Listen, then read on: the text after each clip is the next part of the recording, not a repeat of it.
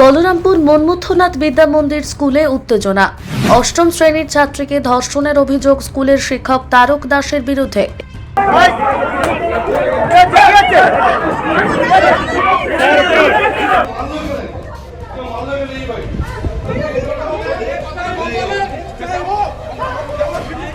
অভিযোগ, আমার বাচ্চাটা দিনের পর দিন এরা নির্যাতন করেছে, শারীরিক এবং মানসিকভাবে অত্যাচার করেছে।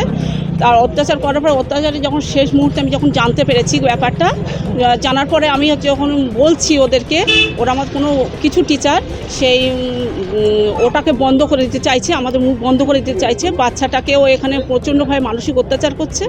অত্যাচার করার পরে আমরা এখান থেকে বাচ্চাটাকে যখন নিয়ে বাড়ির বের হয়ে চলে গেলাম, আর যাওয়ার পরে ও সমস্ত আসল ঘটনাটা ওর বলেছে আমার কাছে।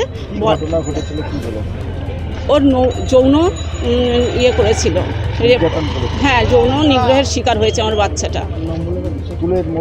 হ্যাঁ, স্কুলের মধ্যেই করেছে, সেটা আমার এখন মনে পড়ছে। সেদিন একটু বৃষ্টি হয়েছিল, কিন্তু বাচ্চাটা সেদিন অসুস্থ, বাড়িতেও গিয়েছিল যখন, তখন অসুস্থ ছিল। সেদিন রাতে প্রচণ্ড জ্বর এবং পুরো যন্ত্রণায় সারা শরীর ফেটে গিয়েছিল। আমি ভেবেছিলাম ওর তো মায়ের মৃত্যুর ভয় দেখিয়ে ওকে বলে দিয়েছিল যে একটা দিব্যি করতে হবে, তবে তোকে ছাড়বো না। তো 1 থেকে 2, 3 গুনবো, তার মধ্যে জন্য পড়িস, তোর এখানে মেরে পুকুরের গলায় পা তুলে দিয়ে দাঁড়িয়েছিল।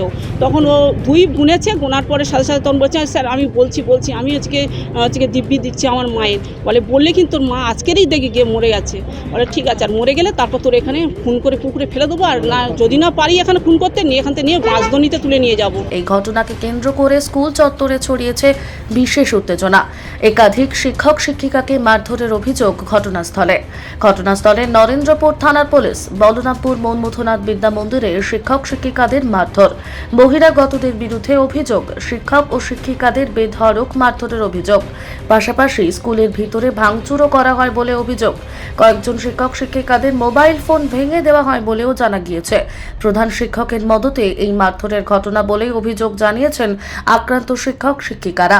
চিনতেও পেরেছি এবং প্রায় 25-30 জন তো হবেই, আরো বেশি, ঘরের মধ্যে 60। হ্যাঁ, এবং ওই ম্যাডামকে অসম্ভব।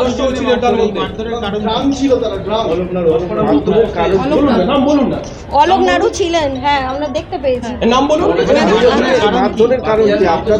ওনারা বলছেন, ওনাদের কথা শুনে পরিষ্কার বোঝা যাচ্ছে যে ওনারা কারুর মদতে, এবং বলছেন HM এর কথা অনুযায়ী ওরা আমাদেরকে আক্রমণ করছেন। কেস তুলে নেওয়ার জন্য আমাদের উপর শুধু চাপ সৃষ্টি করা হচ্ছে। এতদিন মৌখিক চাপ দেওয়া হচ্ছিল, আজকে পুরোপুরি আক্রমণ করা হচ্ছে। ওই ম্যাডামকে হেলমেট দিয়ে অসম্ভব জোরে জোরে মেরেছেন। যদিও প্রধান শিক্ষক ঘটনার কথা অস্বীকার করেছেন।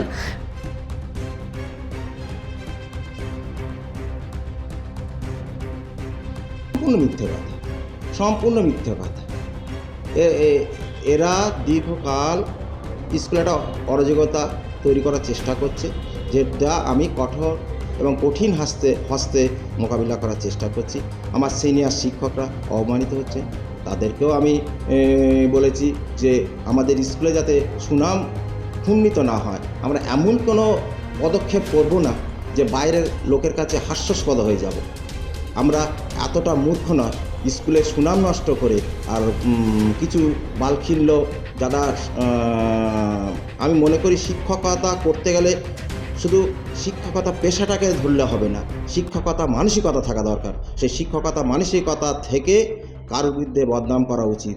আমি কারোর বিরুদ্ধে কোনো দিন বদনাম করি না, যতক্ষণ না বাস্তব সমস্যার সম্মুখীন হই, তখন আমি ঊর্ধ্বতন কর্তৃপক্ষকে চিঠি লিখি, আইনগত সাহায্য নিই। ঘটনাস্থলে নরেন্দ্রপুর থানার বিশাল পুলিশ বাহিনী। কার্যত স্কুলের ভিতরেই আটকে পড়ে রয়েছেন আক্রান্ত শিক্ষক শিক্ষিকারা।